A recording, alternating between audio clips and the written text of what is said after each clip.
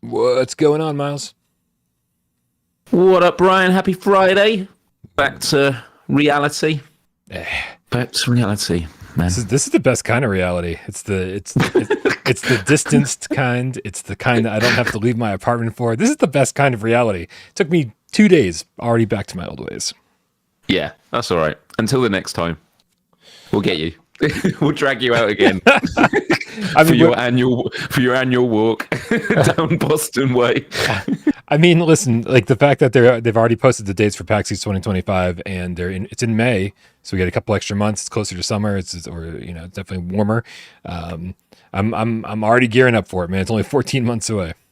There we go. Plenty of time to prepare. That's right. Matt Vegan in the chat says picked up Light Brigade after Wednesday's show.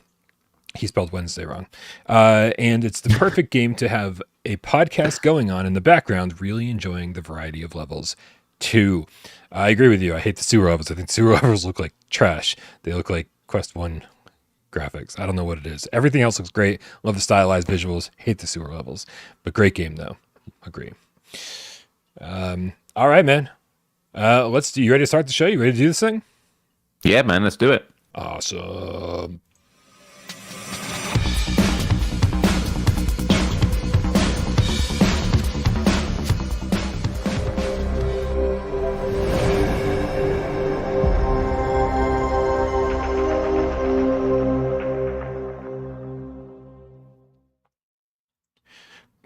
What is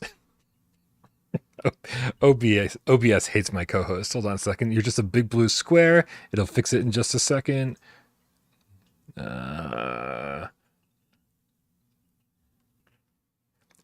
They can hear you, Miles. They just can't see you yet. Hello, I'm a blue square. I'm a blue square. I'm a blue square. Help me. Help me. There we go. This is PSVR GamesCast Live. We film live every single Monday, Wednesday, and 2 Wise Friday right here on YouTube. We do it live 6 p.m. Eastern for your viewing pleasure. But we also care about your oral pleasure. That's why our good friend RidePop uploads this to podcast services of your choice. My name is Brian Paul, and in case you forget, I'm the guy with all the wristbands on because I forgot to take them all off. It's going to wear off in the shower, I'm assuming. And over here, to my left, your right. Wait, that can't be right. It's Miles Dyer from youtube.com/Miles. Were you trying to high five me? Yeah, am I doing it the right way? I don't know. Yeah, it's cool. It's way too late. Hello, to Brian. Shit. It's important, man. Choreography is so important. Hello, Brian. Hello, Gamecats. It is bizarre being back, even though it was even more bizarre last week, being on the same table. Man, PAX East was so good. Absolutely buzzing. And it was good. It was a good emotional reset for me after I've had a pretty tough start to the year. It was amazing meeting you, Wes, AJ, Devs, the GameCat community. Incredible. And then to wake up this morning to see the GamesCast that we did last Friday, not live. Well, live, but not usual live. To see that online and then all the wonderful comments of people that didn't manage to get there, but clearly it meant a lot to them. I mean, that was why it was put together, because we owe a lot to this community, and it was just great to see it received in such a positive way. So I just want to say a massive thank you to everyone out there. But not only did I fly back and then got over the jet lag pretty quickly, but I've also moved back into my home. So, oh my God, I didn't even realize we were talking as we were getting set up, but we were so rushed that I didn't even realize you're back to normal. It must feel so good to be back home and just be able to chill. Absolutely, man. There was a lot of unpacking, a lot of dust around the house from all the refurbishments. My dad, who was the project manager of this kitchen thing, absolute hero. Him and my mum have gone on holiday now to Japan. A well-deserved break. I think they're glad to see the back of this place. So now with a new kitchen, I've been kind of intimidated by it because it's now not just a question of just use the oven. It's like, get the instruction manual out, see how this works. But it also means, because I've knocked through the wall into my living room, it's just given a bit more space. So when I do my VR setup, I haven't got like the tripod pressed up against the wall. I've got a bit more space. So I did my first Let's Play in 48 days today. So OVRDARK, we'll be talking about that a bit later. 48 days. How does it feel like feel like you're like riding a bike? Like, it just feels like nothing ever changed. Maybe. I mean, I've looked at the replay. My audio volume level is down because I was using that mic, the game show mic, for this show. So I'd obviously need to change it back. And then there were a load of presets that had changed, kind of like this with the blue screen on me. I'm sure it might not be related, but even if you've done it like 2 weeks apart, there's just certain things you don't check on. And when I started, the in-ear robot voice chat was just sounding Spanish, and it was just saying everyone's usernames in a Spanish voice and then not saying what they said. So if you want to see 4 minutes of me trying to stop a Spanish voice in my head, just watch the start of my Let's Play. Fortunately, there are timestamps, thanks to Kira Cat Lady from the community. But yeah, played OVRDARK. Had an interesting time with it. Obviously, horror. I was expecting it to be Madison today, and then when Madison got delayed, no horror for my first one. Oh no, I was wrong. It was OVRDARK. So yeah, but I'm looking forward to catching up with all the games I haven't played. It's going to go really far back, all the way to like games like Stilt and all that sort of stuff. So yeah, but we'll get there. Stilt's a lot of fun, man. I'm a little bit jealous that you have an excuse to go back and play it more. Yeah. Although I definitely need to find out about playing the multiplayer as well, because that would be cool as well. But it's good to be back. Sort of big pillars in my life are coming back together, and as I said, the community has been so amazing, and hanging out with you guys, it's just what I needed. It was good for the soul, and yeah, just feel very, very grateful about everything. So thank you, everyone. Test rate review with the Australian $2.99. Times two. I think he tipped us twice with the exact same thing. Said Jim Ryan's last day. Wash hands. Is today really his last day? I know some people care about this more than others. And yeah, it's not only his last day, but it means now, I haven't actually checked this yet, but I'm just having a look here on the campaigns. There is a nod to Jim Ryan. You got to play like a PlayStation game, and then you unlock his bobblehead. Oh my god, that's hilarious! Thanks to 30 years of hard work and great games, Jim. There you go. Amazing. That's his legacy. A bobblehead. The bobblehead. So yeah, you got 29 days. I think 29 days to get that done. It's 16 days now. So there we go. The requirement should be you have to play a PlayStation 5 game, but you can't talk about it. You can't advertise it to your friends. You're not allowed to speak, right? Because you got to do it the PlayStation way. The PlayStation way is to release a lot of good shit and then just fucking not talk about it and make it seem like it never happened at all. And yeah, you got to go. Yeah, it should be you got to go. Or 16 days now without playing any of these games. Exactly. So the games that you got to play, either one of these, you just got to basically start it up. Gran Turismo 7, Marvel's Spider-Man 2, God of War Ragnarok, The Last of Us Part 2, Ratchet and Clank Rift Apart, or Destiny 2. There we go. So long, Jim Ryan. Hopefully everything works out for the best. And hopefully the replacement is somebody that everybody really enjoys and it makes an actual difference. Because again, one of the things I've been saying for a while is that one person is not going to make a difference, no matter how high up in the ranks they are. But who the fuck knows, man? Maybe a lot of shit stopped, at Jim Ryan. Maybe he did say no to a lot of different things, and maybe he was the one making some really big decisions. And maybe somebody with a different type of voice will be able to make different types of decisions. So we'll see how it all goes down, man. I'm not super optimistic. You just want to see them have a frank chat post, being in the company, but it kind of doesn't happen. I did see a really good podcast with Sean Layden a week or two ago. Yes, Sean Layden. Like it was a 1.5 hour conversation. Yeah, it was really interesting, but there were still certain things. I mean, he was very respectful. Like there are certain things he can't talk about. But it was really interesting hearing his perspective on the industry. I mean, a lot of you probably have read it in articles and that there are certain extracts that are taken out from it. But just hearing what he makes of the state of play when it comes to like live service games, with all these studio shutdowns, the importance of consoles. It was a really interesting one. I'll dig it out and share it on the Discord. Nice. We also got Kill Artist 1, the Dreamweaver Game Cat with the $5 says, just finished my trail run at the perfect time to catch you guys live. I don't know what a trail run is. How come it's every fucking tip, man? There's always something that confuses me. I don't know what's going on. Just riddles, man. They love riddles. Trail run. Maybe trial run. The unintentional riddles. Right. Yeah, I mean, I also just finished a trial run of Hellsweeper just in time for GamesCast. I played just enough of that to kind of check out the updates. We'll talk about that in just a second. So maybe that's what he's talking about. Mad Vegan with the $2 tip says, this is for reading my regular comment. Thanks. Oh, I don't think that's not how this works. You don't have to do that, but thank you, because you don't have to do that, and you probably know that. Professor Lilith with the $5 tip says, last chance to vote for the Sunday multiplayer. Oh, we haven't decided yet.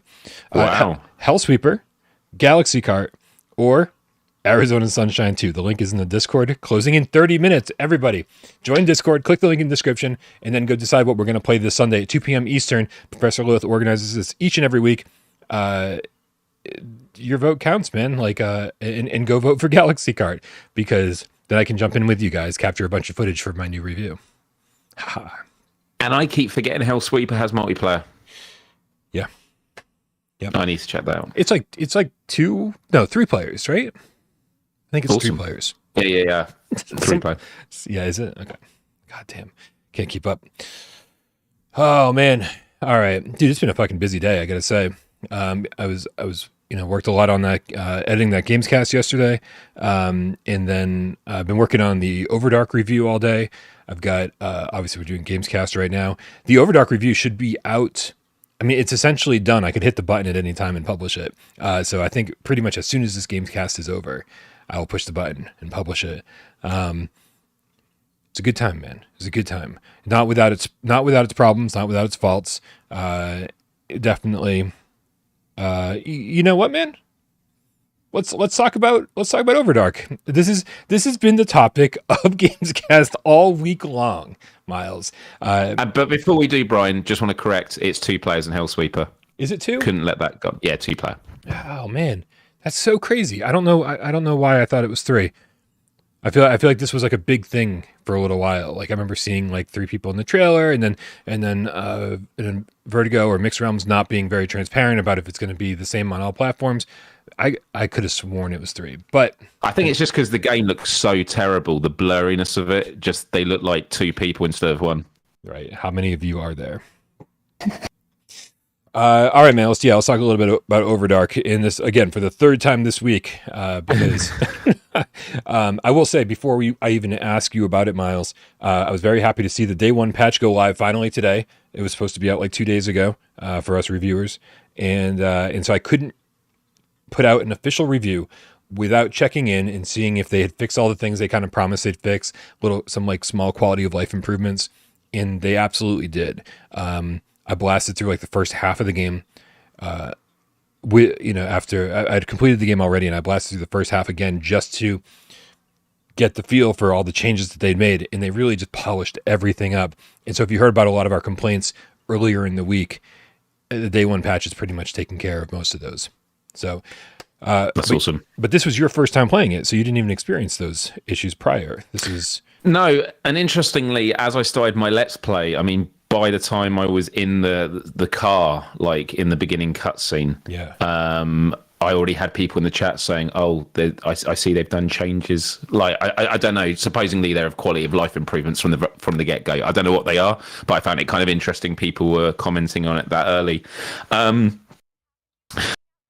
I mean, I'm having a good time with it. The way I would describe it is, and this might sound like a really lazy description, but for me, it kind of feels like Propagation Paradise Hotel, but without the action. Like if Propagation Paradise was like Resident Evil 2, this is more of a Resident Evil 7, but in that sort of scene, just you've not got anything to really fight back with. I kept picking up weapons from the get-go, but as soon as you drop them, they disappear because you're obviously not meant to use them. Like I found an axe in the tool shed. But one of my favourite things to do was I picked up a pool cube on the table, Q, not cube, Q, and I was using it to open the doors from a distance. So I was poking the doors open without having to go close, and I was like, I love it. I love that that's a mechanic in the game that I could just from, you know, quite a large distance go, what's behind this door? Poke, have a look, and then move on. But yeah, my general thoughts are, I had a good time with it. It's continually tense, although I think that might change because without going into spoiler territory, you have this entity, this person that is there, that appears from time to time. And the first time I encountered them, I thought, is this going to be like a Mr. X Resident Evil 2 thing where they're constantly chasing after you? Or is it going to be kind of set pieces? And to be honest, where I am in the game, it could be a bit of both. I just haven't sort of worked it out yet. But I find if it becomes apparent that it is set pieces, I think it will make it sort of less scary. But the fact that this person, you're never sure when they're going to appear, makes it super, super tense. I think graphically in the headset, it looks decent. It's buttery smooth. I definitely want to get some new microfiber cloths for my headset because I think any blurriness I do see is because my lenses aren't clean enough. And the haptics are good, but I don't know what it is about the haptics. I think they're good, but I kind of feel like they've just been done better on other games. Like there's a bit where you're going up an elevator, and I know this isn't the haptics, it's the headset rumble. The headset rumble as you're going up this elevator, I've never thought I'd say this about headset rumble because I love it. It was just like over the top. Like they were like, just max it out. And I think that when it comes to haptics that are done well, it's all about the nuances. And I kind of feel that the haptics could be optimized more. Sound design, I think, is really, really great. You always hear stuff happening around this building. The music for the jump scares, I think that's all really, really good. And then overall, I did have a fun time. It's not the scariest game I've played, but maybe that's because I've come a long way. But it was continuously tense, and I am curious to see where it goes. You've rolled credits on it, have you? Yes, sir. Is it, well, how short or long is it? Yeah, I saw Kevin and Russ in the chat asking how long the game is, and so we should definitely answer that. It's going to vary for everybody. It took me over 4 hours, and it felt like there was a lot happened in that 4 hours. I think I enjoyed the length of the game. I certainly could have gone I enjoyed playing it enough where I could have gone for another 3 or 4 hours. Like I would have been fine. But honestly, some of the things that you brought up are minor issues. Like sure. Like the monster that appears or the bad guy that appears. Like it's all, it's all very much scripted. And it feels very shoehorned in. And so every time one of those moments popped up, I was just like, kind of like just being patient to get through it. I didn't feel like it added much to the tension or to the game. So I just kind of, just like almost tolerated it. You know what I mean? And, but so much, like I said, so much happens in that 4 hours. And I think everybody's going to be different because I think there will be some people who like might stretch it out to about 5 hours or so, but there's going to be plenty of people I think who are better at sort of auto mapping in their head. Because I walk around and I have the worst sense of direction. I drive around, I have the worst sense of direction in real life, and that happens in video games too. So when I'm walking around this mansion and and I pick up a specific key with a specific insignia on it, and I was like, "There's a door with that same insignia." This is very Resident Evil, right? Resident Evil 1. Yeah. It's like I can picture the door in my head, but I'm like, wait, how do I get back to that specific hallway with that door? And I'll wander around for fucking 15 minutes until I stumble back into it. Kind of like process of elimination. Be like, well, it's not down that hallway. It's not up that staircase. It's not over here. Oh, finally, it's over here. And so with people who like kind of map things better in their head like that, I think they're going to get through the game a lot faster. Like I could easily, I could see somebody getting through this in 3 hours. And there's not a whole lot of replayability here. I honestly think that once you've beaten the game and you know where everything is, that's kind of the deal with puzzle games, right? It's like that. Yeah. Once you know the answer, you know the answers, and I think you could probably get through it in an hour once you've played it before. Right. So. Yeah, and I have to say it is puzzle heavy, but I've enjoyed the puzzles so far. Yeah, I love the atmosphere. Yeah, I don't want to make you feel bad or anything. Not one of the No. scariest games I've played. Like you're No. like, oh, maybe I'm getting used to it. I'm like, nah, it's just not that. No, I don't think it is that. But I did find it continuously tense. But as I said, I think the mechanic of that enemy, if it's scripted, I think will definitely change it. There's a couple of cool things that happen and a couple of cool jumps, and it has nothing to do with that enemy. Okay. I think there are some really cool, memorable moments. I think I settled on like a 7.8 or 7.9 for the score. It was like because it's dude, it feels pretty damn polished and it feels pretty good for what it's doing. It's just there's just a few things in there that like make it feel, I don't know, like less than the sum of its parts somehow. Interesting. But I still really enjoyed it, and I think by now you guys should know that like a high 7 for me is something that I definitely recommend. Nice. Yeah. Miles, are you a Minecraft guy? You seem like a Minecraft guy. Yeah, I haven't played it in a very long time, but I played the alpha. Was always really into it. Would love Minecraft to come to VR. Did you see that we're getting a native PS5 version soon? Okay. That's something I guess that a lot of people have been asking for. I'm not a big Minecraft guy. I'm not even a little Minecraft guy. So this was not something I didn't even realize was on the table. Wasn't realize something people wanted. It is interesting how many PS4 games that haven't had a native PS5 versions. For example, unless someone can correct me, Rocket League, I think it doesn't have a PS5 version yet. It's still a PS4 one, which just kind of blows my mind. Like these popular sort of live service games, even though Minecraft isn't a live service, it does have like this marketplace. It is a community ecosystem. It's a reason why Microsoft continues to support it on PlayStation. Whether, because I can sense the question coming, whether this means it will also be coming to PSVR2. I mean, I'm still. It would require development. It's not a backwards compatibility thing, is it? It would require specific development for PSVR2, and I'm not sure what would the benefit for something like Rocket League be, getting a native PS5 version? Like because I mean, like it's been a long time since I played Rocket League. I've seen other people play it, but like more recently, but there's not like, I mean, it's a pretty simple looking game. I doubt there's anything that the PS5 is going to do to that game that it's not already doing on PS4, unless I'm just completely mistaken. No, you're probably right. I mean, for me, it's probably a more stable frame rate, especially a game like Rocket League, where it's an incredibly fast-paced game, and it's done as an esport. You would want to be able to give people the option to really increase the frame rate. So, like, even if it's beyond 60 frames to 120. So that's the only thing I can think about with that. Yeah. I don't know. This is, I mean, obviously the reason we're bringing it up is exactly what you said. It's getting a native PS5 version, and obviously the people are excited, and people are hoping that this means that maybe we can get a PSVR2 version out of this. PSVR 1 version was fine, but I think people really want to use their hands. I think Cube showed us that people really want to use their hands to mine. They don't want to use the DualShock 4 or the DualSense. They want full arms and full control over their mining tools and crafting and all that. So this is good, man. This is good. It's good news. And if it comes to PSVR 2, then great. I think that would be huge. I just think the likelihood is pretty low.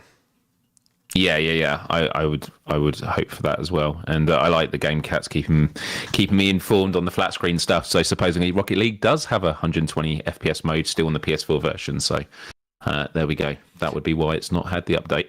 But then ray tracing, you can make other arguments and stuff. I don't know. For me as well, I'm just like, games like that, I just feel, maybe not. I just feel like people, if they're looking at games and they see Rocket League PS4 and they've got a PS5, but if they saw a PS5, they think, oh, this is a new game. Do you know what I mean? Like, I don't know. But maybe it's just not worth it. But PS5, awesome to see for Minecraft. Well, yeah, and getting everything up and running natively on PS5 would be great, only because, hey, when the PS6 comes out, Yeah. I'm sure the PS6 will be backwards compatible with PS4 and PS5. However, let's just keep everything as up to date as possible for preservation's sake. Amen. Yeah, I don't know. Random news story. I didn't want it to go. I didn't want it to be ignored. So, less random. Definitely pertains to our audience much more. Is what's happening with Madison. This is like, dude, how many fucking times has Madison been delayed now? We just got the word this morning for a game that was supposed to be out today. Right? Was it this morning? All my days are running together. It was late. It was yesterday evening. I thought it was, but or maybe it was this morning. Yeah, it was. I woke up to it. Okay, so you and I both are wearing days. That's I don't know. I'm going to look on my Twitter now because I retweeted it. No, yesterday. Yesterday? Yesterday morning. Yesterday morning. Jesus, dude. Yeah. It was still last minute, especially because they needed a 5-day. Sony needs 5 days to process it when they do an update, and so they would have known a few days ago that it wasn't going to make the deadline. Right. But I do kind of think it is a marketing strategy, as annoying as it is. Everyone's ready to play Madison VR. That's when everyone's attention is the day before. That's when you do the update. If you do the update a week before, people then switch off and go, Madison keeps getting delayed. Like, you want to do it when you have the most visibility, and that's when it's just about to release, which super annoying, but that's the only reason I could think that they would have left it this late, because the argument that they only just knew they'd had to delay it doesn't wash with what they've been saying. However, they've been transparent with a blog post, and from what I've read and what we're going to go through now, I think it is for the better. So it was funny because you were talking about it on Wednesday's show regarding a different game, about the 90 hertz. Yeah. What game were you talking about? Twilight Zone, Arcanage. Yeah, that was it. Yep. Yeah.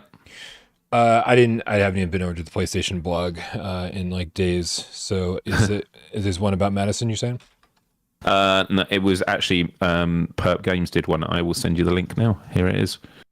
I'll just send it to you on Discord. All right. I'll start reading it while you load it up. So they say, important release date information, Madison VR. On March 22nd, Unity released a new SDK which allowed us the possibility to hit 90 hertz mode instead of our planned 60 to 120, also known as interpolation mode. We were hopeful we could implement this change in Madison VR via a rapid patch and still hit the release date. However, it is clear now that we can't. In addition to the development, Sony quite rightly mandate an additional full 5-day submission after implementation. So maybe that is why although they would have known on the 22nd,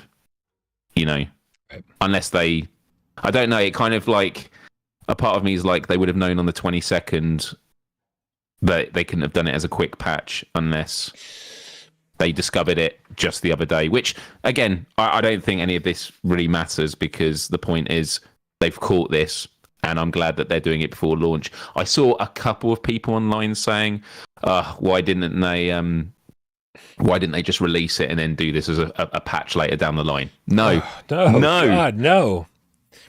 I mean, we're about to talk about Hellsweeper that has had multiple patches and wasn't really where we wanted to be for months. Yeah. It's just, why? No, because this is exactly what we don't want developers to be doing. It's exactly what we don't want publishers to be doing. And I'd much rather have a game be delayed and delayed and delayed and delayed and delayed, just like Madison, so that when it finally comes out, the day it comes out, it is good.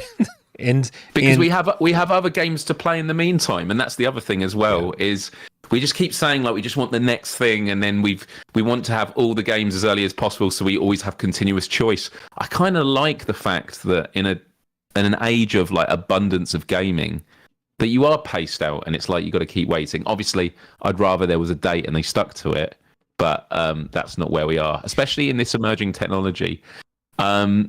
They go on to say, we would like to give you a little more information about how the new SDK will improve your Madison VR gameplay.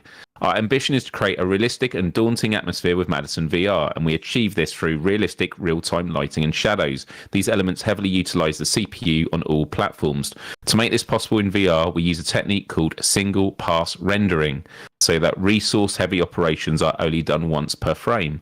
Unfortunately, our use of this previously precluded us from also using the eye-tracked dynamic foveated rendering (DFR) feature on PSVR2, as the Unity PSVR2 implementation had a known issue with this combination. Without DFR, it would have only been possible to release using the 60-120 mode, which worked adequately. However, we always fell a little short of the quality we were striving for. As of the 22nd of March, Unity's new SDK now opens up DFR and by extension the possibility to hit the 90 Hz mode, a last-minute improvement we simply can't ignore. So this is like talking about Madison being delayed is really burying the lead. In fact, because the bigger story here, the bigger story is that Unity's new SDK. Like developers have been saying since the launch PSVR2 that they've been struggling on Unity with using eye-tracked foveated rendering. They've been struggling to get their games up to 90 hertz for this very reason. And now, as of March 22nd, it's been addressed. And so now any developer that wants to go back and that's using Unity and fix this stuff, then it's all there. It's all possible. This is the main story of the day. This should have been the fucking headline of GamesCast Live and the headline of the blog post that Perp Games issued. Like, fuck the delay of Madison. The Unity SDK is everything is possible now. Yeah. Done. Yeah, no, absolutely. I think it's really good news because I haven't always understood the technical side, but the limitations with Unity I've heard occasionally, and so hopefully this means the final issue with Unity. I mean, there's going to be others, but I think this is like the big one. They just finally sign off by saying, we know this will be very disappointing to fans of VR and horror, and we're sorry to have to bring you this news, but we believe this is the best action. We have agonized as to whether to release the game as planned and then patch it with a 90 Hz mode, fully retested when ready, but we feel the opportunity afforded by the 90 Hz mode is really important, and Madison VR should be released in its newly possible final form. And so we have made, that always makes me think of a Pokemon, and so we have made the difficult decision to delay the game by a few weeks. We anticipate the additional development work to be relatively straightforward, and once we have set up our new submission and the resultant release slot with PlayStation and Steam, we will let you know the new release date, which we should be able to give you early next week. Dude, this worked out so well, right? Because for a minute there, we got Happy Funland last week, not that it turned out great or anything like that. And then we got, and then we were supposed to get OVRDARK on Wednesday this week, and then Madison on Friday. It was just like this overkill of horror. And as somebody who fucking loves horror games, even I thought it was an overkill, right? And so, hey, Happy Funland didn't turn out great. OVRDARK got delayed till today, which was supposed to be the Madison VR launch day, and then Madison got delayed. This actually worked out perfectly. Because now OVRDARK gets its turn in the spotlight, and then in just a couple weeks we'll get an improved version of Madison. And some people in the chat are rightfully saying delays don't always mean a good game. We sadly know this. What I would say though is, from those that have played the preview, the first 30 minutes of the game, and this is in its current form before these updates, have said it's one of the best looking games on PSVR2 or in VR generally. That doesn't mean it's going to withhold, and I think I'm able to say this. I'm just going to say it. But there, in the trailer, there's a famous scene where you're in a body of water and you're using the Polaroid and that. And I know Perp was saying that when it came to like polishing up, there was a few things that they were just trying to get right, and one of them was sort of the water effects, which supposedly looked amazing in the headset. So if that's kind of what the internal communications were, and they were fixing, I feel, and also when it comes to water effects, again, could be completely wrong. I feel like that's one of the more complicated things to get right in VR, because the volumetrics of water and reflections is very complicated. So yeah, I'm feeling incredibly confident about this game. Listen, delays don't always guarantee a good game, but guess what? No, they generally guarantee a better game, right? Maybe everything doesn't get worked out or addressed before launch, but a few things got worked out and addressed before launch, which are a few less things that we have to struggle through, and we have to play, and we have to deal with. We have to things that keep us from fully enjoying a game. I fucking delay everything, man. Delay everything. Anything with a release date, fucking delay it. Is it in the chat says scientifically proven to be the most delayed horror game? I love it. Love it. Yep. Professor Lilith sends us an update with a $2 tip. It says, forgot one, Sunday multiplayer choice. Survive is also in the mix. So make sure you survive. Hold on, one more time. Hellsweeper, Galaxy Car, Arizona Sunshine 2, or Survive. Survive's really good. I mean, Survive's really mid, but like with friends, no, it's really good. It's really good. No, with friends. I think it's like being in a PlayStation 1 Resident Evil game. I love it. But you wouldn't play it by yourself, right? I mean, I did to platinum it, but that's different. All right, you bit the platinum, man. I'm gonna bow to you, because even though I played through the whole thing mostly with friends, I'm gonna say I actually did a little tutorial on how to get the final trophy, how to level up really, really quickly. It's proper grindy, but I'll happily share that in the Discord again if people were trying to find that. Oh my goodness. Andrew Bailey with the £2 says Bray J, breasts and briles, LOL and stuff. Breasts does not sound right. It doesn't. These are the worst shippings I've ever seen. Please do not ship me with my co-host. I see them enough. And just to be fair, I don't think any of them are interested. Mikey D, the fuzzy game cat with the $5 tip, by the way, says, I welcome game delays. The track record of broken games must end. There is so much to play. Developers, oh my God, I can't read. TYTAGIT, which stands for, apparently, take your time and get it right. Tag it. So if you just hear somebody saying to tag it, Miles, it means take your time and get it right. To tag it. Would you call me? I saw somebody say that they missed your 3 closets. Oh yeah, just the one now. Yeah, just the one. It's harder for me to fit in there. It's nice being able to speak at a normal volume now on this show. So love it. Yeah, with an actual microphone instead of holding something to your mouth. Yeah, not the game show. The Bob Barker effect. Yeah. Professor Lilith. Well, Jesus. Okay, listen, Professor Lilith. Wow. Right. I'm just going to give Professor Lilith my phone number so she doesn't have to keep tipping. You can just text me and I'll read whatever you say.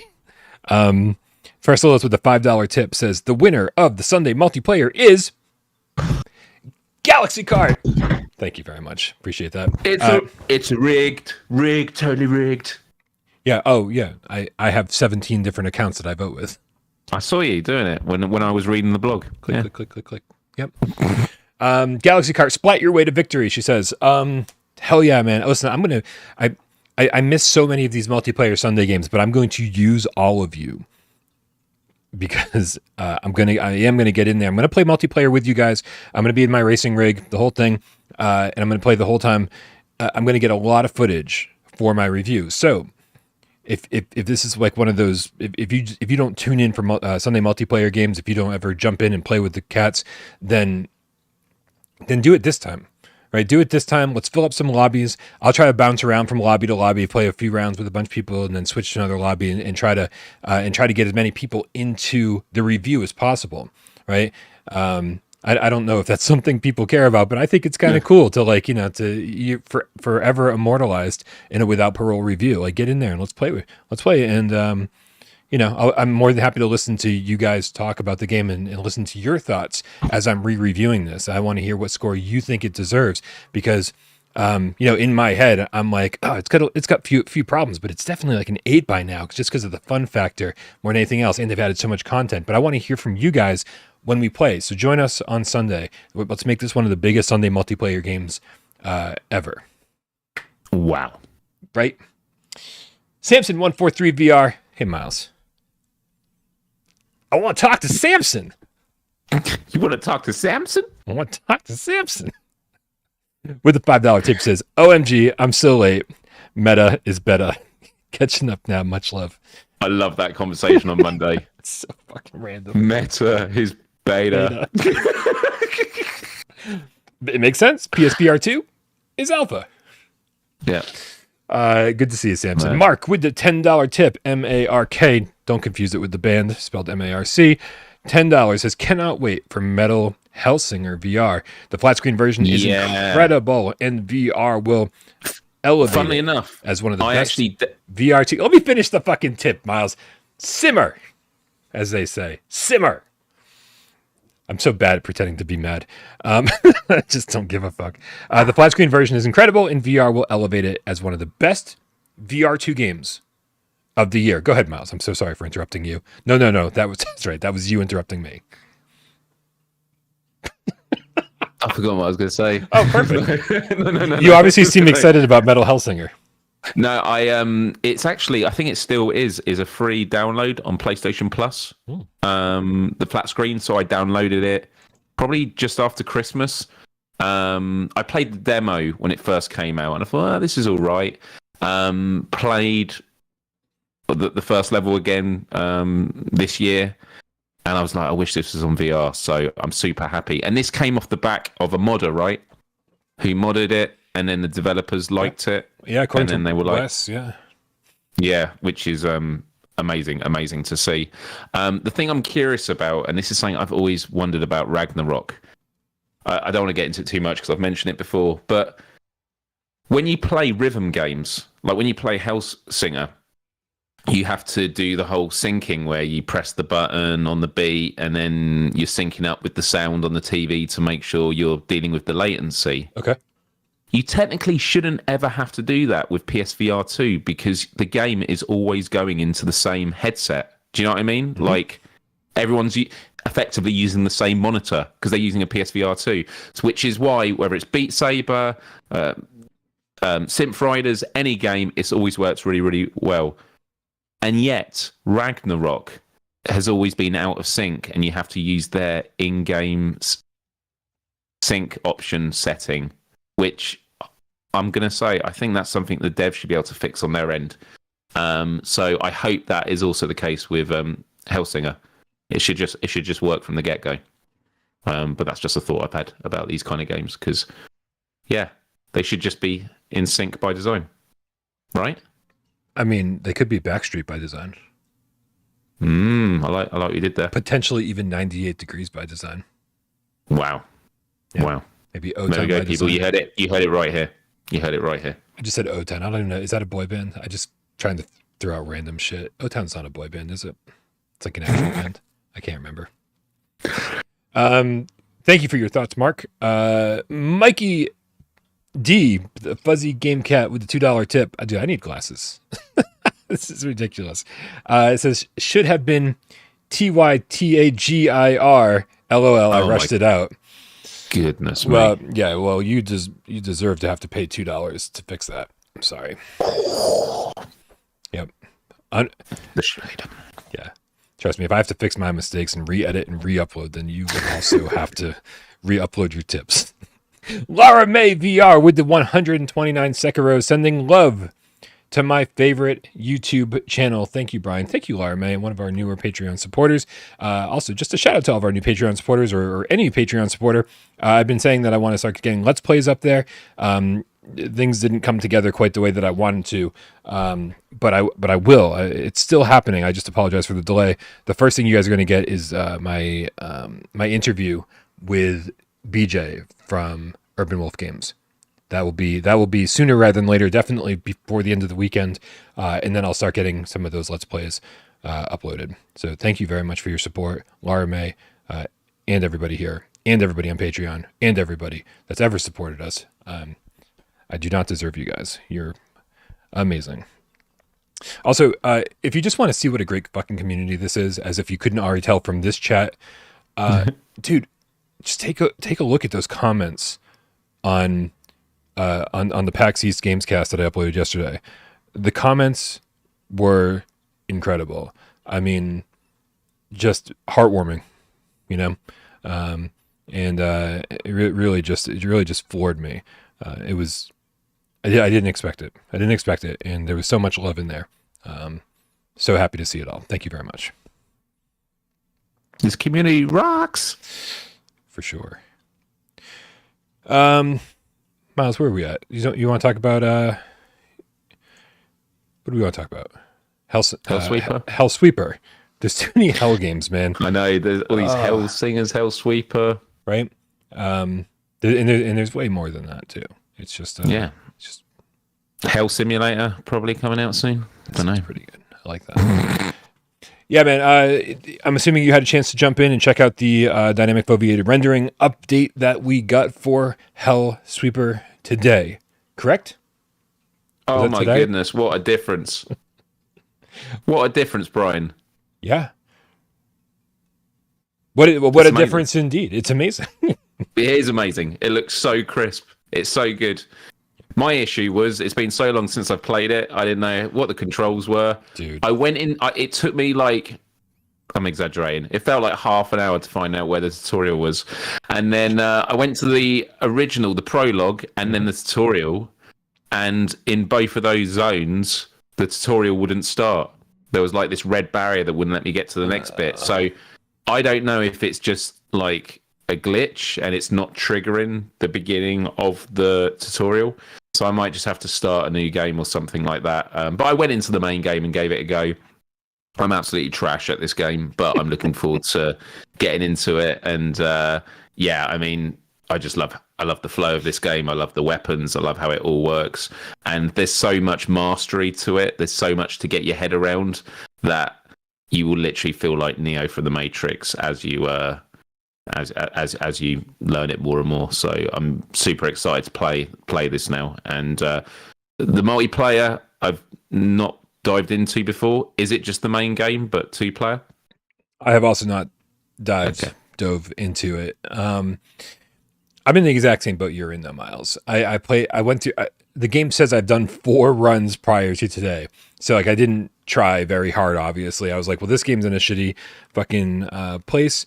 I don't really want to spend time playing it, trying to review it for something that's just going to be patched later. We already told everybody it sucked, visually at least at launch, and that was enough. I'd put it down since then. Jumped in today. I had the exact same experience that you did. I couldn't find the tutorial. I was in the menus trying to remember how to, activate my weapons, bring those up. I definitely needed to go through the tutorial and I couldn't find it. So I just said, fuck it. I'm just going to, kind of fumble my way through this. And I will tell you, I don't know what happened, but the 4 runs I had done prior, I got to the boss each time. And then the boss was like this major bullet sponge. And I couldn't figure out like, what am I doing wrong? It seems like I'm supposed to, chop off the arms, and whatever. And I don't know if it's just the way that I leveled up this time, through the run, but I killed the first boss. No problem. Like within a minute or so, was not an issue whatsoever. And then I said, okay, well, that's good. That's the best I've ever done in this game. And I'm still not, I still haven't quite reacclimated to the controls. So I think I'm doing okay. And so I paused the game there and that's where I stopped. But yeah, dude. Okay. For a game that looked like a blurry mess at launch. Like looking through treacle. That was the term. That was the term, Brian. Yep. It looked bad, man. It just like severely pixelated. It looks so good right now.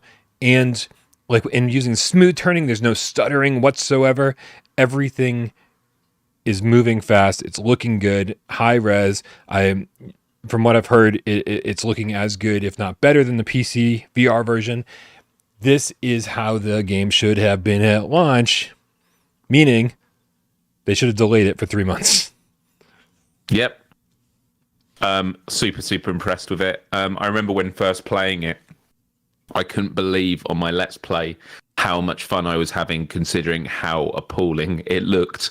It was honestly one of the worst looking games on PSVR2. I couldn't believe it.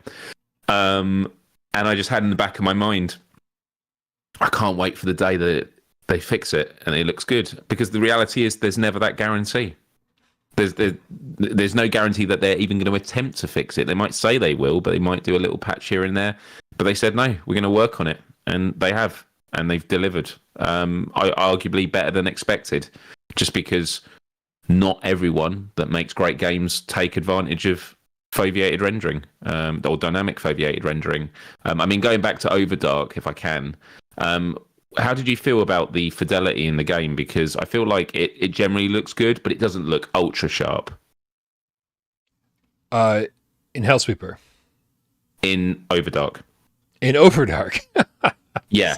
Sorry, I don't know how I missed the transition there. So it's all right. Yeah. The reason I ask it is because obviously that's a game that doesn't use dynamic foveated rendering, and I think when we look at Legendary Tales, when we look at this, the difference, and you always see that diagram of like the ×1 and then times 1.8. Yep. It really makes a difference. And I was just saying, OVRDARK is a nice looking game, great environments, it's buttery smooth, but it's just, this is like Hellsweeper and Legendary Tales. That is sharp. That is like sharpness. Yeah. OVRDARK isn't quite there. It's funny because I think they both offer something special in different ways. As far as sharpness, yeah, I do think that there's like a level of sharpness that Hellsweeper now has that obviously the Red Matter games have had. That yes, you said, yeah, Legendary Tales has that OVRDARK doesn't have, but unlike a lot of games, there's plenty of games like no matter how long I played Little Cities Bigger. Like this is a game that like should be running at the absolute highest resolution possible, right? It should be the focal point should be super sampled to the nth degree, and it should just be as crisp as possible. But it's just fine looking. Yeah. Right. OVRDARK doesn't have that ridiculous over the top crispness that some of these other games have, but the detail in the environments totally make up for it to the point where I at no point, unlike Little Cities, I played Little Cities and I never stopped thinking, why isn't this just a little bit sharper? OVRDARK, 2 seconds after I start that game, I'm like, this game just looks great. I'm so happy with the way this game looks. Yeah, I'm with you. Because actually saying that, the thing is, when you do play Hellsweeper, you do notice, because of how sharp it is, you do then start spotting the areas of design that aren't quite there, where they're so sharp it kind of doesn't even look real or like a proper environment. And by the way, when I mention that is not a massive thing. It's very small areas, but naturally, the sharper things look, the more pronounced different parts in your environment and enemies look. But I'm really excited to play more of this. So awesome. Well done, guys. I'm excited to play more of this too, because there's Sirento, the more I played Sirento, the more of a flow I got into, where you'd start creating these combos where everything just flowed together, right? Between you'd slide across the floor and jump and then double jump and wall run and slash and shoot and do the whole thing, and you basically created this gigantic combo. In Hellsweeper, so far, I've at least found myself constantly just running into a room, standing still and shooting guns, and then being like, oh shoot, how do I switch to my sword? And then double jumping and then slashing with my sword, and then landing on the ground and going, wait, gotta switch back to my gun. I haven't found the flow yet, and I can't wait to do that, because right now it feels very stilted from room to room, and especially when I kill a wave of enemies, and then I just go around and like kind of destroying all those little totems to get my rewards. It just feels like two different games that have been stitched together. I'm like, right? I feel like I should be destroying these things in the heat of action. Instead it's just like, okay, you've killed all the enemies. Now take just as much time to go destroy these things and collect your shit.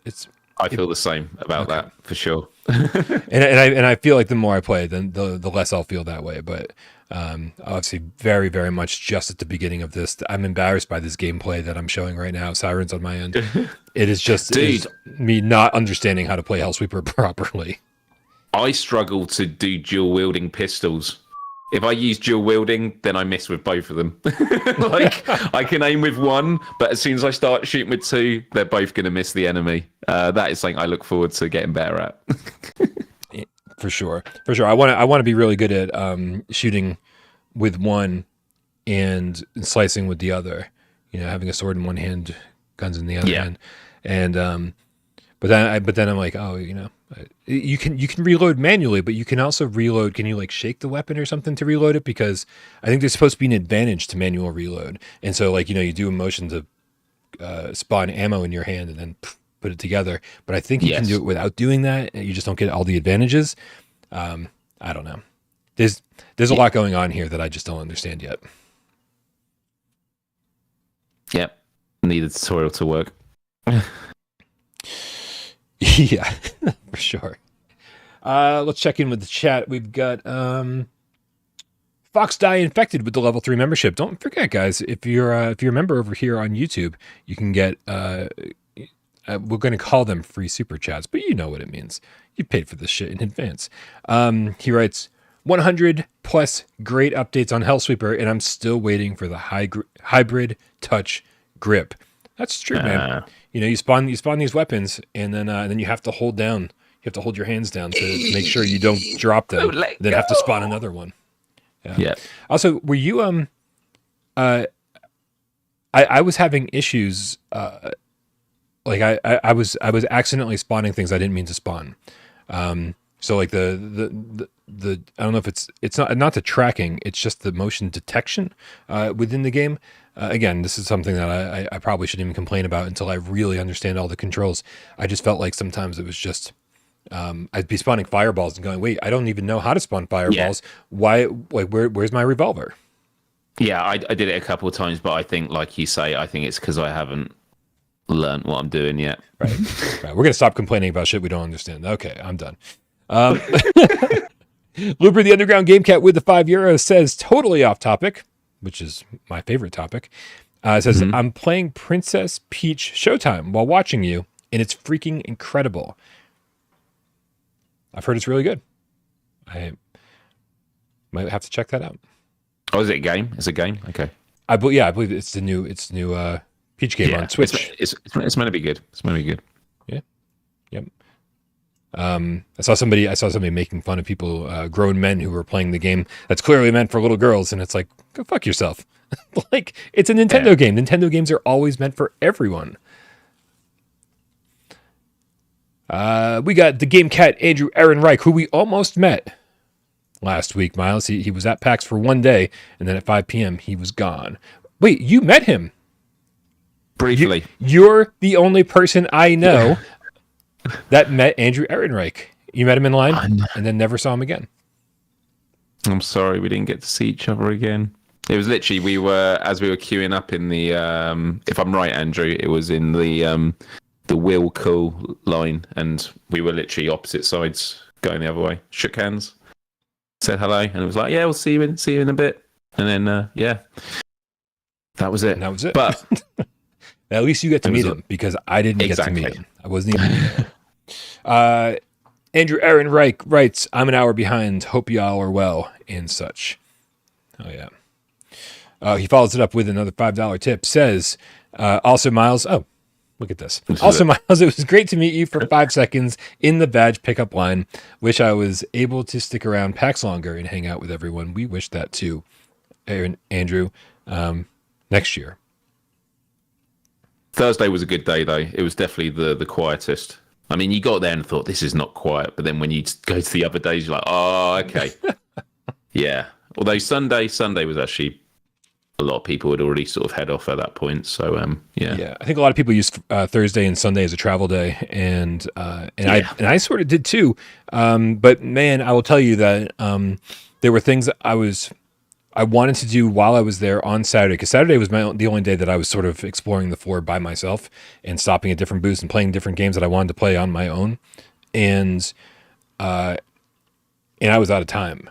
Like by the time I wanted to sit down and play the Transylvania adventure, I wanted to go over to see Shadows of the Damned remastered. There was a bunch of stuff I wanted to do. And the moment I had a second to do it, they were like, okay, everybody off the show floor. And I was like, they were closing down for the night. And then I was like, all right, well, I guess I'll head off to my next panel then. So lesson learned. Don't save everything you want to do till the last minute at PAX, because then you'll do nothing. You'll get nothing done, and you see nothing and play nothing. Yeah, you also have to be really disciplined when it comes to like panels and stuff like that. Like on the first day, I had like 8 listed. Not 8 that I was going to go to, but just like, here's some flexibility. Yeah. I'd rather have a list of 8, and then I got some, some options as the day goes on. That was not the right way to do it, because that day I went to half of one of them. You really do need to block out time and go, these are the 3 panels I want to go to. I need to be at these places for these times, and then I can do, and then work out the rest of stuff. But it was just so easy with Game Cats about just bouncing from one group to the next, and time just flew that way. Which, to be honest, I was happy to do it. I didn't want to spend the full 3 days just in lots of panel rooms. I think doing half to one panel every day was a good amount. It's amazing. Even if, like me, you had the full 4 days to explore PAX East. I mean, it was on the Sunday, was it? No, it was on the Saturday evening. I discovered this whole other floor where they had like the mech pilot school, and the retro hall, and the speed running, all the stuff that was advertised. I just hadn't been there yet. I was like, this is amazing. Wait, okay. So you guys were talking about this mech game that you want everybody to get together and play. Did it end up being Steel Battalion on the Xbox Steel game? Battalion. Like the OG Xbox game, Steel Battalion. Yeah. That's fucking crazy. You guys were all talking about this mech game, and here it is. It's this game that I've wished that I've owned on OG Xbox for all these years, because it has like a $200 controller that came with it. It's crazy. And there's like an eject button where you have to flick the plastic cover off to press the eject button. And they were telling us that in the game, if you're about to explode and you eject, you then respawn on the battlefield in a new mech. But if you don't eject, your player gets wiped. So like all your progress you've ever made just goes. So when you're in battle, you have to make sure you eject. But yeah, it was still Battalions. I wasn't familiar with it, but was blown away. The guy that was running the room was really helpful. Nice. And it was a lot of fun. I just like little quirky things they had set up like that. Just, it's interesting that is a retro game now. I know, right?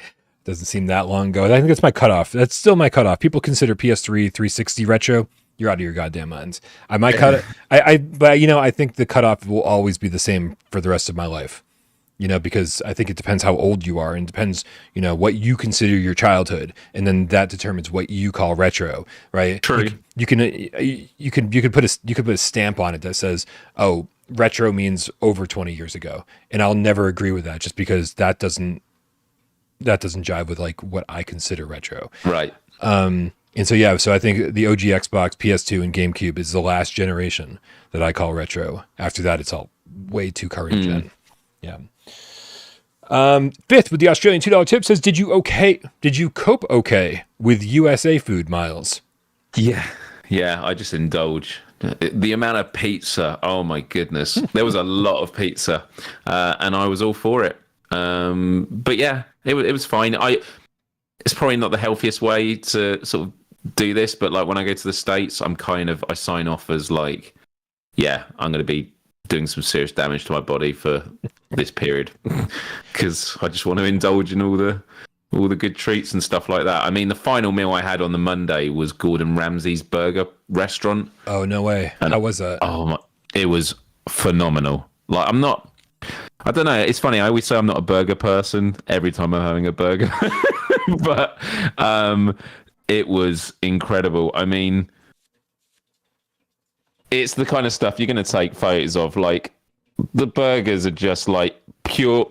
It's all about structural integrity. Like, it has a roasted tomato in there, and the problem with tomatoes in burgers is it normally makes the bun soggy, and then it just like collapses. This was a good one. It had roasted jalapeno in it, and avocado, and then their fries, their sweet potato fries, it had vanilla sugar frosting on it. That is not cocaine, although some might say it was arguably as good. And I think it was Dan, had Cerebral Frost had onion rings, and that was one of them. Look at that, it's a fucking onion ring. That unbelievable. Incredible. And the milkshakes they did, like, had the Oreo shake, it looked like this, and Tiff had a Lucky Charms milkshake, which looked amazing. So yeah, it was a good final meal, and that was enough sugar to keep me going for a solid 24 hours. I wish I'd been there with you guys, because I wasn't thrilled with the food over the course of the weekend. I didn't love any of the pizza that we got. The first on Friday night we got pizza delivered, and we got it from the only place that was still left open, right? Because Yeah. like every other place was closing in 2 minutes, and I was like, well, they're gonna spit in our food if we try to order from them, Right. So I was like, That was easy comfort pizza. It wasn't particularly good. But it was fine on the final because night, it was fine because I hadn't eaten all day, and when it showed Yes. up, it was hot and I was like, oh, this is perfect. It's something, but it wasn't great pizza. but the one that you had on the final was the Regina Pizzeria, which was Yeah. it was good. But I don't know. I thought it was, I mean, we ate there on the first night. And it was amazing. But when you eat somewhere versus takeaway, that's always going to be a bit different. But yeah. Yeah, no, definitely. Next time around, definitely going to explore a little bit. And dude, Burger sounds like it would have been a great place to go. I definitely would have been there if I was still in town. Ian Marsh in the chat when I showed the onion ring photo just says that's just an onion. Can you imagine? I mean, they can get away with all sorts when it's a Gordon Ramsay restaurant. Yeah, how much was the burger?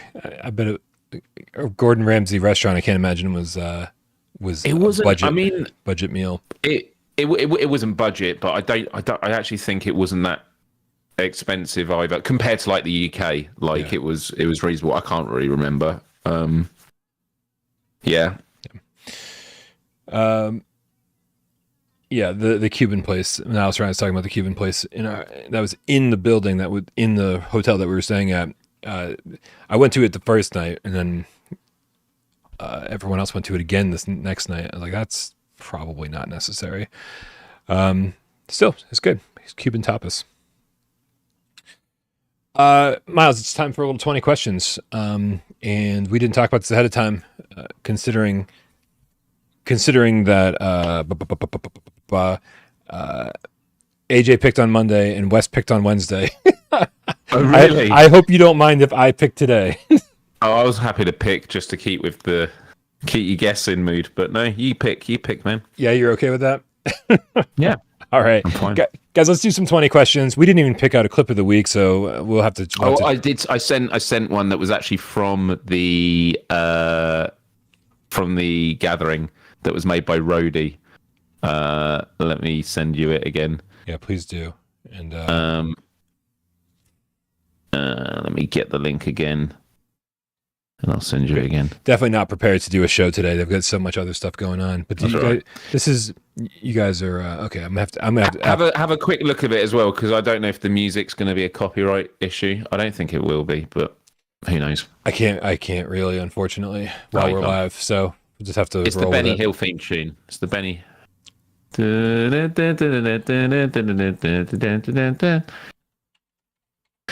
Is Benny Hill so music copyrighted? Let's find out. I love that.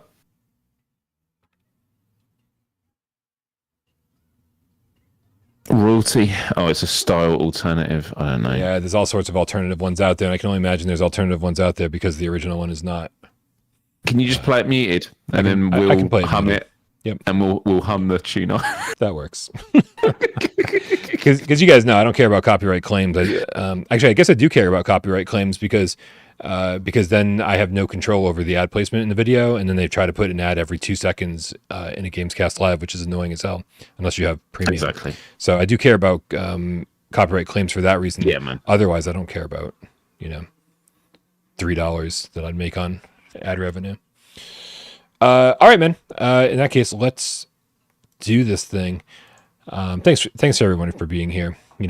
On occasion we will have these kind of unorganized, poorly researched episodes. Dude, It was good, man. It was good. We've kept it short. Hey. A few stories we've nailed. I'm not complaining. Man. I think I'm not complaining. I enjoy these just as much as the well researched and well planned ones. This was well researched and well planned. I mean, this was the best show we've ever done.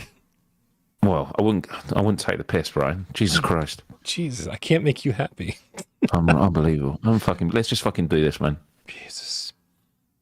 Simmer, Miles, simmer. All right, you guys. You guys only have 6 minutes and 20 yes or no questions, so help Miles out. Also, Forest Farm didn't come out today. Forest Farm was going to be a topic, but it didn't come out today in the States. I guess it came out in the UK. I'll figure that out Probably have to buy it from the eBay store. All right. I'm thinking of a PSVR 1 or PSVR 2 game. You guys have to figure it out. Suggest good questions, smiles, and suggest good games based on the answers that I give. 6 minutes on your mark. Get Des. Go. Is it a horror game? No. No. Is it on PSVR 2? Yes. Is it on PSVR? No. Have they gone for a realistic aesthetic? I'm going to go with no. Not realism. Okay. Do you shoot weapons in this? As in, you're shooting the weapon, not you're shooting. I mean, it could be both. No. That's fine. Not shooting. Okay. Are you controlling vehicles in this game? No. To say yes would be an absolute stretch. No, definitely not. Okay. Okay, interesting. So we got a lot of no's. Is it retro inspired? How?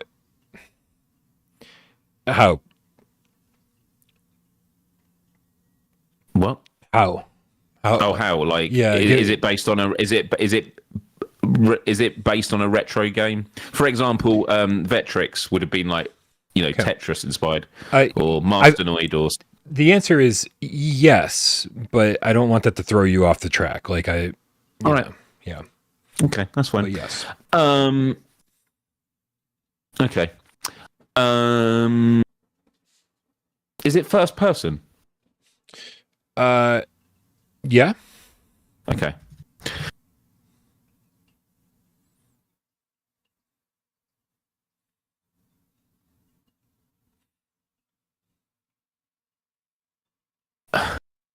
Some of these questions, unbelievable. Is it a good game? I think so. Yeah. Good game. That's cool. It's a puzzle game. Is it a puzzle game? I would say there's some small puzzle elements to it. Yeah. 10. Okay. 10 answers. 10 questions.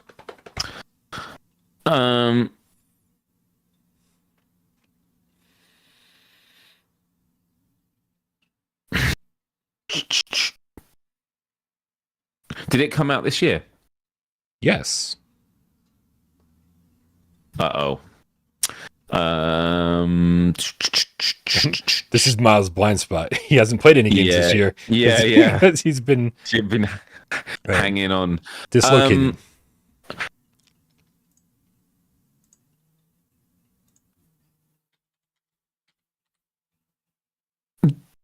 Is it is it a blocky game? There's no realism, but let's just go anywhere I've asked it. Is it a blocky game? Is there lots of blocks in this game?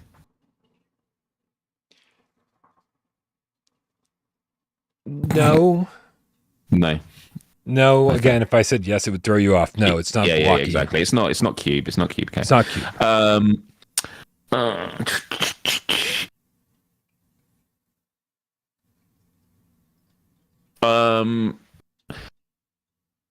Is it sci-fi?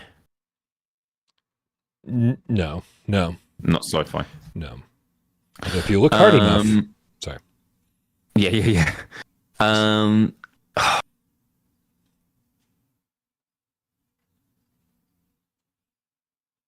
Is there full locomotion? Yeah.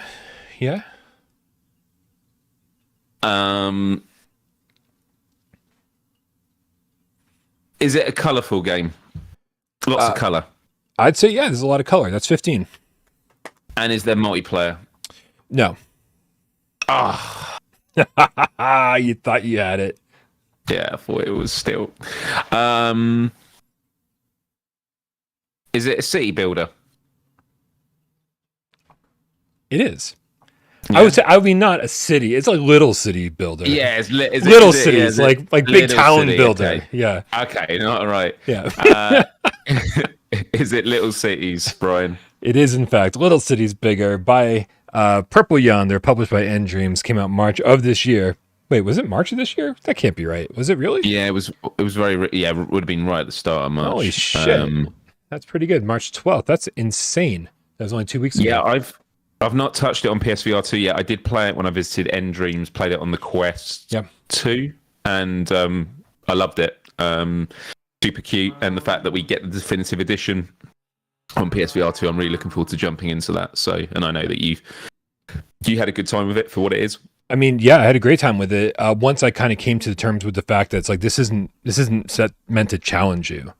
Right? Yes. This is a cozy game. It's a cozy game, yeah. Yeah, and if you try to start putting other things, if you try to start assigning attributes to a cozy game that doesn't want those things, right? If you're like, where's all the challenge? Well, then you've missed the point of the game.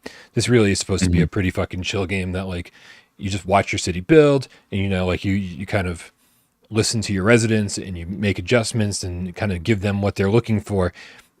Challenge is not present in this game, I would say.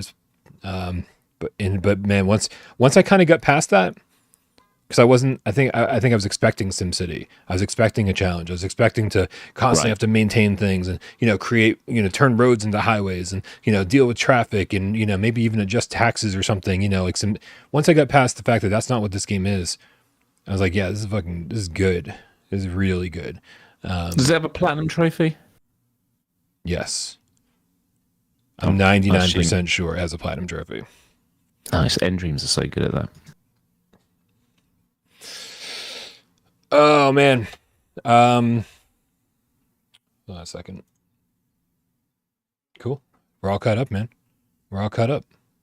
Oh, and Looper says this is the first time it was picked, of course. So Looper, the keeper of 20 questions. Nice one, Looper. And thanks GameCats for helping me with that. I got a question for the chat before we wrap things up.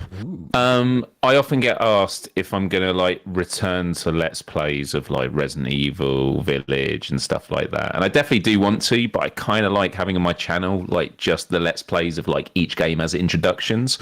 So what I'm thinking of doing is, once I'm caught up again, I was caught up before Christmas and it's all that good work's undone. But once I'm caught up again, I'm thinking of maybe doing longer Let's Plays, when I want to just play a game for a few hours, just whenever, but doing it on Twitch instead. And I'm just curious to know, do you use Twitch, Brian? Nope. I have a Twitch account. I do not use it. No, AJ has been the one I think of all of us that have used it the most. Right. Yeah. And why? I met quite a few Twitch streamers that were really hammering it and saying you got to do it. The thing they always say though is you don't go on Twitch to build your YouTube audience or move your YouTube audience across. It's to engage with more people. Yeah. And I kind of it's not going to be something I fully commit to, but it's kind of there are times where I do enjoy the Let's Play dynamic of live streaming with people watching. But I always feel a bit curtailed of I can't do it on my YouTube channel because I do Let's Plays as introductions. I don't want to keep doing a 7-parter of Resident Evil 7 and stuff like that. Yeah, because that's the real reason I'm not playing it anymore. But yeah, I definitely want to get back to a lot of these bigger games, and so I'm thinking maybe that's a future project. But yeah. I mean, listen. I mean, not that you couldn't do this on your YouTube channel, but if you were looking to expand your user base, and I know that there's a lot of people out there that have Amazon Prime that aren't taking advantage of their Twitch subscriptions that would be happy to be hey, you have here's my complimentary $5 a month. That's true. I think there's some good reasons for doing it on Twitch, but I would definitely be interested in seeing you do some. Because your goal for so long has been, I want to play everything. Yeah. And so to have a separate sub goal of being there's games that I just want to fucking play more of. That's it. That's great. And I think a lot of cats would be interested in watching that. And I also think it lends to the fact that there are. My channel is people that just want the introductions. I don't want to see too much of it. And then there are people that I know I want to see more of this particular game. And then it just means those that want to dive a bit deeper can. And also it just takes the pressure off me. It's there's no real schedule. It's just oh, no, I fancy playing this right now. Yeah. Sometimes I just want to play it for myself. And other times I want to play and hang out with the cats and stuff. And so I think it'd be good for that. But yeah, it's interesting to see what people are saying. Twitch does have some really cool mechanics on it. Because, they have the gamification. You have bits. You have in currency where the longer you watch a stream, you get currency that you can use to highlight your messages and all this stuff that is completely confusing to me. But It's definitely something I'm going to probably look into. Scott, the PSVR game cap for life in the chat says you should start a retro channel, Miles. A retro channel. I'll leave that to Brian. Brian's doing all the retro stuff, and he'll do it way better than me. I don't know about that, but I listen. I love retro stuff. I love having a retro channel. I wish I used the retro channel more. If you guys don't know, I do have Without Parole Retro. Click the link in the description. Go subscribe to that, so that the 2 times a year I actually do something over there, you'll be alerted. Love retro stuff. There was someone that I saw at PAX East called Ash Said Hi, and she was talking about retro games, and then she was a part of a panel where they were talking about how to stream retro games on Twitch, and they didn't go too much into the tech, but it is kind of interesting of like, yeah, how do you plug in your old consoles into your computer to stream it? Because obviously it's old software, and I'm sure there are easy answers. It's that whole thing with a lot of these tech things is once you've got the solution, it's like, it makes sense. But I have my Sega Master System that was my first ever games console, and it's not turning on. And I'm pretty sure there is power. The power supply works. But I think it's maybe not the signal. It's really hard to tell. So I just need to find a local like repair shop that does retro stuff near me, because I'd definitely like to fire back up Alex Kidd just to see it. But the old Master System controllers, they were literally like rectangles. Like it was like the age when ergonomics wasn't a thing. How does this feel in your hands? It feels like shit. They all do. You know, when you think about how much goes into the ergonomics now of game controllers, it's really amazing to look back on. Yeah. Agreed. I will tell you, man, like ever since getting my Poly Mega and not having to worry about how to hook up, all these old consoles to modern day TVs and even to stream, the Poly Mega has been amazing. I love it. It's way too expensive for what it is, but you know what? Every so often you get a splurge. And 2.5 years ago, I splurged on myself, and it finally showed up 2 months ago. So that's worth it to me. Not sure, Brando, with the $10 tip. Sorry, nope. Hold on a second. Let's backtrack. Fifth with the Australian $2 tip says BJ is a legend for going to PAX to chat. Absolutely. Yeah. In case you guys missed the story earlier in the week, he was at GDC on the West Coast, and then when he found out we were at PAX, he flew over for Saturday night to hang out with us. He hung out with us all night, and then in the morning he gets up, fucking hightails it back to GDC. Literally flew across country to hang out with us for a few hours. It's amazing. He literally flew the opposite direction to home. Right. He flew east and then went further west. BJ has always come across as such a sincere, passionate soul who really believes in the platform, really believes in the game Legend retells, and has always put the vulnerabilities out there of the troubles that come with developing a game, and especially in a new medium like this. We never doubted that about him. It's always been obvious because of the way that he comes across when he dives in to our game, when Brian and I were in the early access before launch, and then who's this that we hear in Shield and Sword and that, and he was like, hey, I work on the game, and then he was showing us stuff and really enthusiastic. But then the way he speaks on Reddit to the community, obviously the way that he's in Discord, he's looking at feedback, he responds straight away and goes, well, this is good, but the reason we didn't do this was for this reason. And then if enough people were saying, no, we still want this feature, they go ahead and work it. So with all of that said, having met him, we never doubted any of these things, but it really distilled even further. On top of the fact that he flew to do that, he is a top bloke. Yeah. If I can use such a quintessentially British thing to say, but really, really good guy. That is just there are a handful of developers that we know in the VR space that are. I mean, a lot of developers are fantastic people, but there are some that I feel are just like, they go beyond just being a developer. They are real champions for the medium. And BJ is definitely one of those people. I think of Dan and Tiff with what they're doing with Skydance Interactive, and the way that they were on the showroom floor at PAX East, championing the power of VR, and I think of like Anna Ribeiro and what she's done with Pixel Ripped, and these are people that are really trying to push forward the medium and are real visionaries in what is possible, and that's what you need, because not everyone is convinced with VR right now, and it's not because they're sort of wanting to turn a blind eye or anything. It's just that there's a lot of amazing gaming experiences on flat screen games, and as we know, there is a big barrier to entry in terms of cost, in terms of space, in terms of physicality when it comes to VR. And so, yeah, BJ is. I just feel very lucky that we have him in this community, and it was a real treat having him there. Yep, absolutely. And again, I should have that interview with him up this weekend on patreon.com/withoutparole Not sure. Broad with a $10 tip says it's great to see that the trend of unfinished games seems to be fizzing out. I don't think, it's certainly not a bad thing.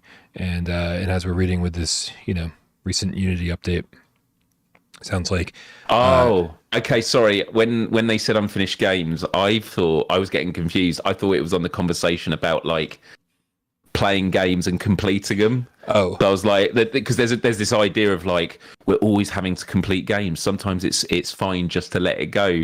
And so when he went, I'm great to see that the trend of unfinished games seems to be fizzing out. It's like, oh wait, so you want us to keep finishing games? Right. But my head was in a completely different place. But yes, I agree with you completely. The trend of releasing unfinished games. Unfinished games, yeah. I can only assume that's what he's talking about. No, and it is from reading that, and totally with you. And again, I think that when PSVR2 launched, devs were sort of going into this new world. They just had to put games out there, and it's been just over a year.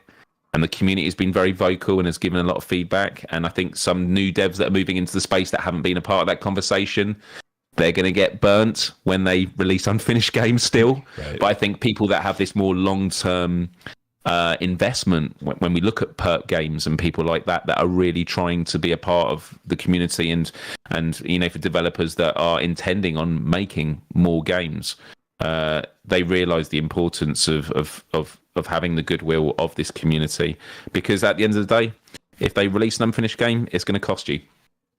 It's going to cost you in the long run. Yep. We definitely seem to be at a turning point.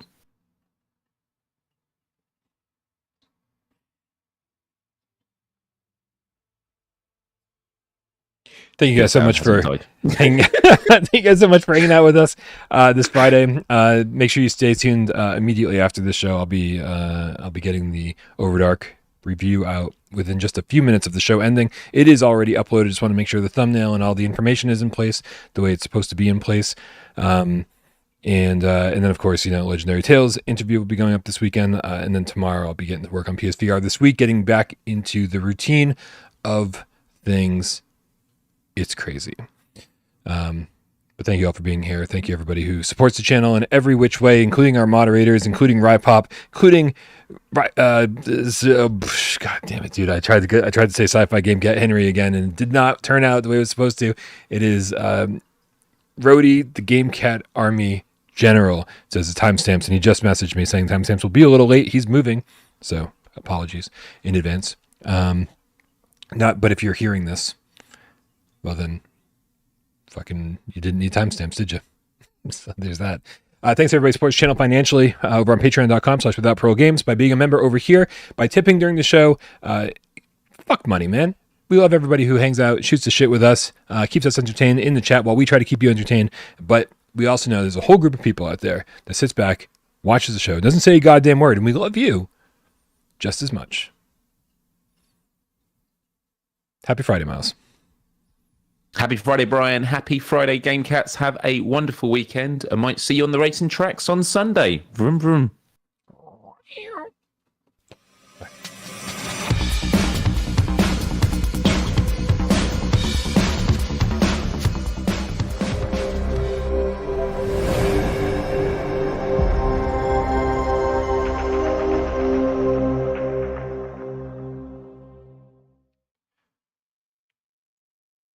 All right, let's see if I can't get this clip of the week up and running properly.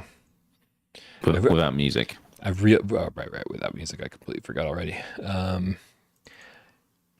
Rhodey made this. He made quite a couple of great clips. And actually, I would just say to all the Game Cats, if you do want to see some of the stuff that was captured at PAX East, there is the 2024 Game Cat Meetup on our Discord under the Stay Up to Date section.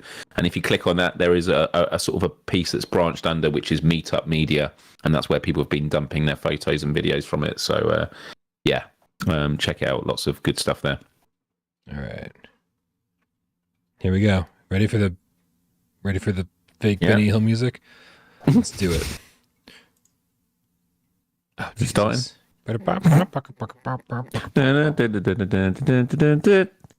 If you tell me it's not started yet, keep going.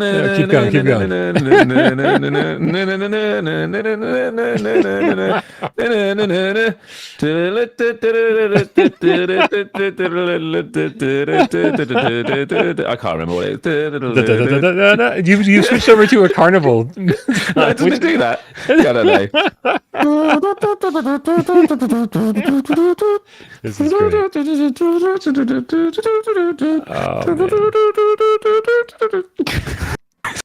Anyone who tuned out early missed the best part of the show.